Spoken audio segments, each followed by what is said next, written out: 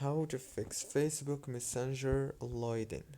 Hi guys, first thing, open the settings, go to the apps, open the apps like this, and now you have to wait right here, scroll until you find Messenger and click on it, click on first stop, and then click on data usage.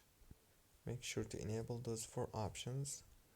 Go back and then click on storage, click on clear data and delete. Go back to the settings on your phone, go to the wireless and networks, enable the airplane mode, and after that disable it, and then go to the Wi-Fi and disable it and enable it. And if you are using the mobile data, you can do the same thing, disable it and enable it. Now restart your phone. Don't forget to like, subscribe.